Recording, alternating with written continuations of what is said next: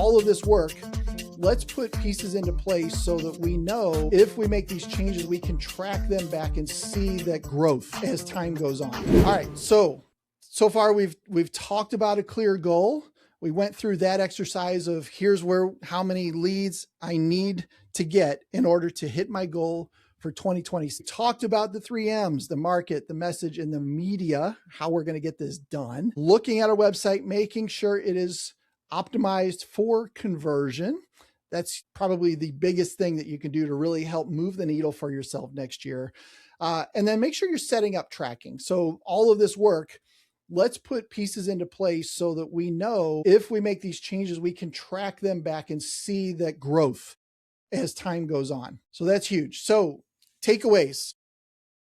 Put in the chat. What did you learn? What kind of things did you notice? Action do you need to take? What is the one thing you can do by the end of the year? You've got a couple weeks. What is the one thing that you can do that you know, if I do this one thing, it will start to move the needle for me to get to my 2026 end of year goal, my revenue number, whatever that happens to be.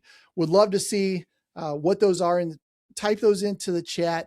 And obviously we kind of blasted through a lot of this, right? You might have to go back and take some time with this workbook and fill this out. Use the online resources as well. And I've got a couple more for you here in a couple minutes, but would love to just, reach out to me and let me know what kind of things did you learn from this?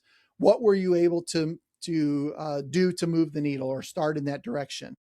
Now, as I mentioned way early on, this is the digital dominance method at a 10,000 foot view. These are this is the things that you need to do to get the needle moving towards all of these different things that you can then start to work on in your business. Local SEO is a huge one, starting to get those local searches, especially with the voice assistants that are coming out now. People are looking for things like window treatment company near me, right? Having that local flair to your website is going to really help overall as well. Now, if you're not sure where to start, and I know this is always something that's shared early on, is I just don't know what to do first. There's a lot of things that I could be doing right now. I'm not sure where to start. Obviously, the best thing you can do is to find a company like ours or another one that does a lot of this stuff and starts to build all this out for you. If you want to try to do this yourself, totally cool. Start with content. This is the one thing that will probably help move the needle for you down the road from Google's standpoint. Google loves to come to websites, and every time they come to the website, there's additional things for them to consume and to learn about your business. So people use the word blog, but just start something online that adds content to your site. This is different than just changing stuff on your site. This is adding additional content to your site, which is really going to help start to move the needle a little bit. Let's see. Somebody said, I think reviewing the workbook and answering is the one thing I need to do first. Yes. Yeah. I kind of blasted through it, but that will definitely help you start to move in the right area. And just having that knowledge of who we're going to be working with and who that kind of person is, it really sets the tone for all the other stuff that you do as well. So definitely start with content. The other thing I would recommend that you do is optimize your Google business profile. If you haven't already done this, this is like a today project or by this weekend project. Is go to google.com/business. Make sure that you've claimed your listing there, and then make sure that you've filled it out to the absolute best that you can. So add in your hours, add in this time of year, add in your holiday close, the days that you're closed, add in products, add in services, obviously location, all of that kind of stuff. Really start to optimize this. It's going to be huge for you. And then the third piece to that is start getting reviews specifically on the Google business profile is what I would recommend. Start to get reviews on there because that's going to get in front of 9 out of 10 eyeballs, if not more. Get some sort of a situation in place where at the end of an install, you're asking for that review sooner than later. Really, while you're still in the living room is when you should ask for that review, but have some sort of system in place after the fact to make sure that there's some sort of follow-up to, hey, Mrs. Jones, we really rely on these reviews. We hope you love your drapery. Would love it if you would leave us a 5-star review. Here's the link, that kind of thing. Make sure that you have that in place. Now, a couple questions that come up. What about social media? So social media is a lot more towards the people who are going to be purchasing later. I think that's an easy way to say it. There are the people that are searching now, the transaction type people that are trying to get an appointment today. And there are people who need to be aware of the fact that they could get something down the line.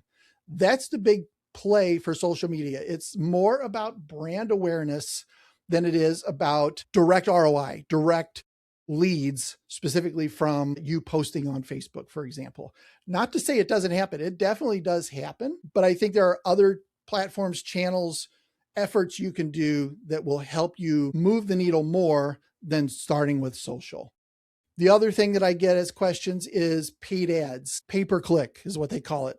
Now, I'm an old school SEO guy. I've been doing SEO for a long time, search engine optimization. And we've always kind of worked together with pay-per-click. In the best world case, they work together. However, nowadays, paid ads really are an absolute requirement for a business. If you're not running paid ads, you're being left behind. You're missing an opportunity to get more leads for your business. And if you have the tracking in place and start to figure out, I put $1 in and $10 came out, then it's just how many dollars you want to put in, right? If you have the tracking in place, you'll know what that is. So in the past, we would have a lot of clients who would start paid ads and SEO. And as time went on, SEO finally started to gain some traction, and maybe they started to pull their pay-per-click budget back. That is not so much the case anymore. The pay-per-click budget is pretty much always going to be there. And once you prove it, that it works, you put $1 in, $10 comes out, or $20 comes out, there's no reason to stop it. SEO becomes a supplement to an already well-working paid ad program. So, all right, enough about that. What are your top 3 from today? So as you go back through this, or if you want to do it now, page 14 in the workbook is all around what things do I need to do to start to move the needle in the direction of improvement, momentum, gain momentum.